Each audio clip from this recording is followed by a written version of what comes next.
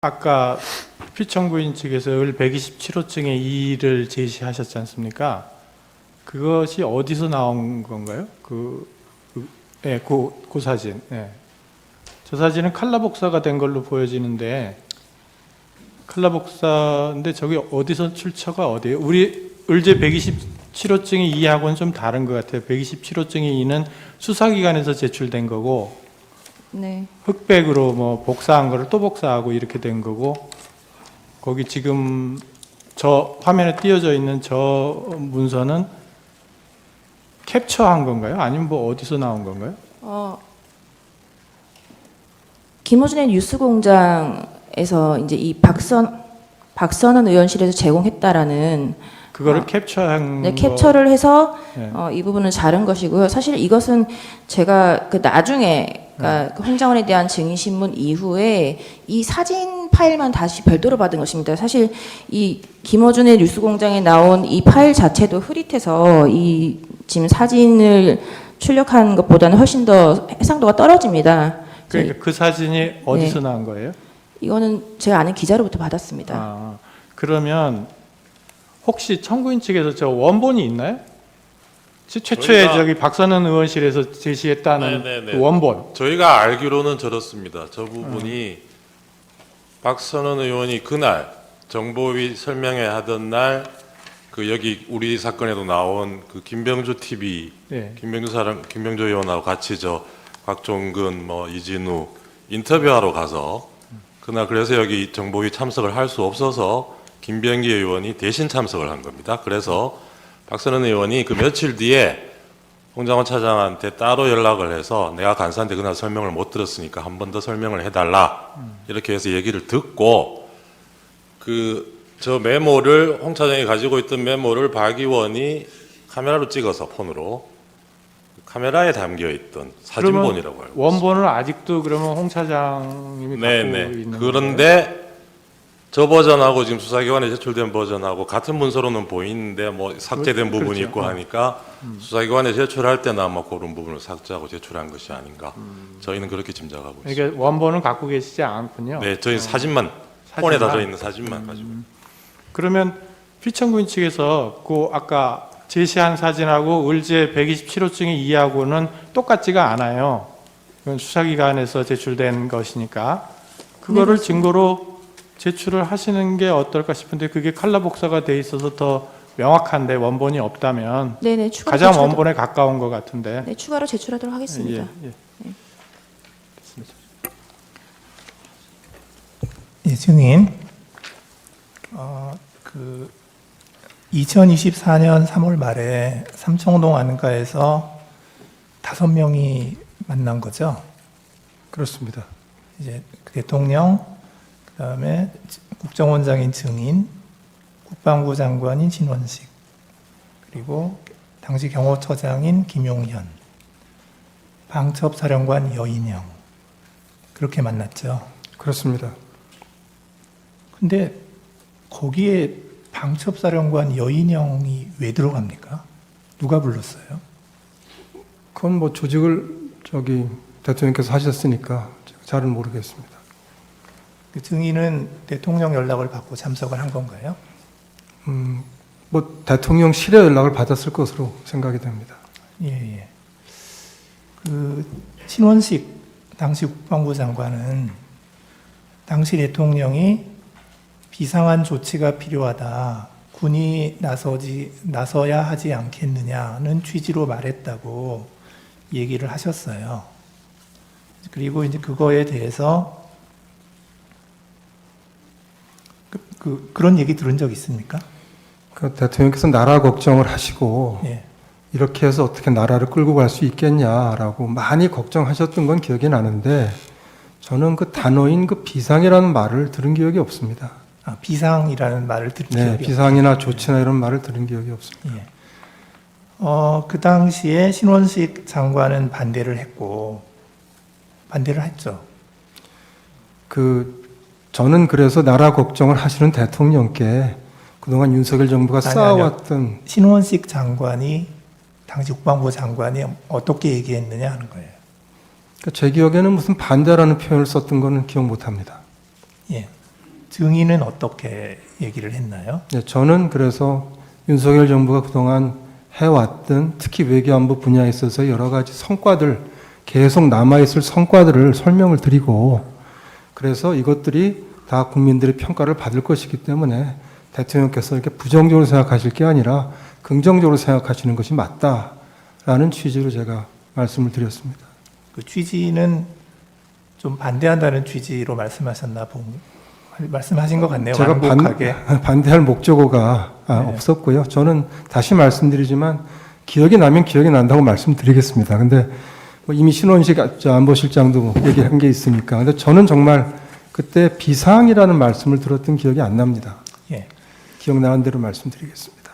그날 만찬이 끝나고 그 신원식 국방부 장관은 경호처장 김용현과 여인영을 데리고 국방부 장관 공관으로 갑니다. 그래서 그 어떤 비상 조치나 군에서 나서는 것에 대해서 반대하니까 대통령께서 혹시라도 그런 생각을 갖지 않도록 나는 국방부 장관으로서 절대 반대한다. 반드시 내 뜻을 전해달라. 이렇게 얘기를 김용현 그 경호처장한테 얘기를 했다는 거거든요. 그런 이제 그 증인은 이제 그날 모임 이후에 그 이러한 그 대통령이 언급한 그런 내용에 대해서 좀 부적절하거나 반대한다. 뭐 이런 취지의 의사를 전달을 한 적이 있었습니까? 그 3월 하순인데 그 모임 이후에는 뭐 그런 모임이 다시 없었고 그 다음에 김용현 장관이 경호처장이 아닙니다. 신원식 국방장관이 그 후속 모임 저녁을 가진 것도 사실은 비상계엄 이후에 저는 알게 됐고 계속 몰랐고 저한테 다시 무슨 비상조치라든지 비상계엄이라든지 하는 말씀을 대통령이 하신 적이 없습니다. 그러니까 사실 반대를 뭐 할 이유도 없었고 그렇습니다. 예. 그 증인은 국정원장이시니까 매주 대통령께 보고를 하나요? 그렇습니다. 거의 뭐 빠짐없이 매주에 한 번씩 합니다. 그 보고를 할 때 혹시 그런 이야기가 오간 적이 없었습니까? 비상조치나 비상계엄에 대한 얘기가 오간 적 없었습니다. 예. 그 신원식 장관은 이제 그 모임이 2024년 3월에 있었는데 그 2024년 9월에 국방부 장관에서 경질이 돼요. 그런데 이제 증인은 그 당시에 하여튼 뭐 반대하는 취지로 말씀하셨음에도 불구하고 계속해서 국정원장으로 계셨던 거죠. 예.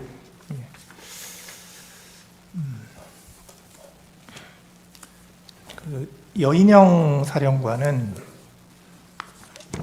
이렇게 얘기를 합니다.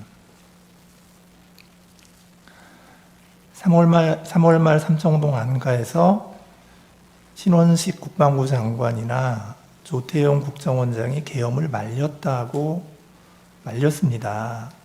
제가 그 기억이 굉장히 생생했기에 그분들이 비상계엄 선포를 말릴 것이라고 생각했습니다. 이렇게 얘기하거든요. 그 여인영 방첩사령관은 그 3월 모임 때 그 대통령 얘기를 듣고 뭐라고 얘기했나요? 특별히 뭐 기억나지 않습니다. 여인홍 사령관은 어떤 방첩사를 이제 그 원복시켜서 좀 제대로 기능하게 하는 것이 임무이기 때문에 그런 차원에서 이제 말씀들 했던 것 같고 그 외에는 제가 특별히 기억나지 않습니다. 예. 이제 그 12월 3일 날 이제 대통령실 연락을 받고 그 대통령실에 이제 그 갔을 때 이제 그 가는 경위부터 좀 제가 여쭤볼게요. 그 12월 3일 20시에 대통령으로부터 직접 전화를 받았다는 거죠. 그렇습니다. 그때 대통령이 어디세요라고 하니까 증인은 여기 있습니다 이렇게 말씀하셨던 거고. 네. 대통령이 미국 안 가셨어요? 라고 하니까 증인이 내일 떠납니다. 방금 미국 대사와 송별 만찬했습니다. 이렇게 대답한 적이 있나요? 네, 제 기억은 그렇습니다. 예. 그리고 나서 대통령이 알겠습니다 하고 전화를 끊었죠. 예, 들어오라는 얘기 안 했고. 없었습니다. 예. 그런데 이제 20시 5분에 대통령실 부속실장 강희구 이분이 증인에게 전화를 했죠. 예, 그렇게 기억합니다. 전화를 해서 어디 계십니까? 하니까 증인이 내곡동입니다. 이렇게 대답을 했고요. 네, 그러니까 강희구 부속실장이 지금 들어오세요. 이렇게 얘기를 해서 증인은 대통령실로 출발을 한 거고요. 그렇습니다. 예. 근데 조금 이상한 거는 그날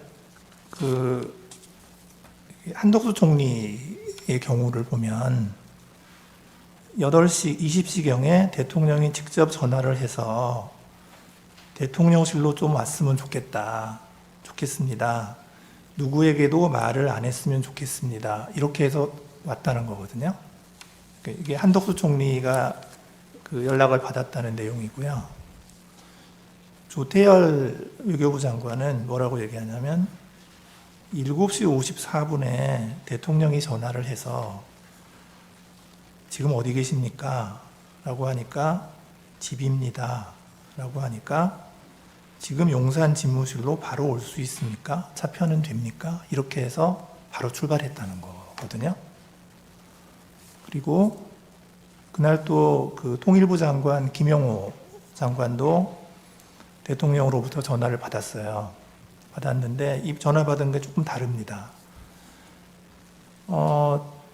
저녁 약속이 있어서 식사를 마치고 휴대폰을 보니까 부재중 전화가 여러 번 와 있었는데 보니까 대통령실에서 여러 번 전화를 했더라. 그리고 이제 그랬는데 대통령께서 바로 그때 전화를 해가지고 대통령이 바로 용산으로 가능한 한 빨리 들어와라. 이렇게 얘기를 하니까 김영호 장관이 어디로 가면 됩니까? 하고 물었더니 대통령이 수행실장에게 물어보고 들어오세요. 라고 얘기했다는 거예요. 그러니까 이 김영호 장관은 아마 부속실에서 먼저 전화를 여러 번 했는데 이제 연락이 안 되니까 대통령이 전화 안 받는다고 그러니까 대통령이 바로 전화를 했던 것 같아요. 그 다음에 이제 이상민 행안부 장관은 연락을 어떻게 받았냐면 6시 11분경에 김용현 국방부 장관으로부터 전화가 와서 지금 어디냐라고 묻기에 울산에서 김장 행사하고 회의하다가 서울 가는 길이다 라고 대답을 하니까 몇 시쯤 도착하냐 라고 하니까 8시 넘어서 도착한다 라고 하니까 도착하는 대로 바로 용산으로 들어오라 고 얘기를 했고 8시경에 역시 강희구 부속실장이 전화를 해서 용산으로 바로 들어오라고 해서 갔다는 거고요. 그래서 이렇게 쭉 보면 다른 분들은 전화를 한 번 받았어요. 대통령이 직접 전화를 하거나 아니면 부속실에서 전화를 하거나 증인만 2번 받았거든요. 왜 그랬을까요? 저로서는 알기 어려운 부분이고 제 기억에 따라 말씀을 드렸습니다.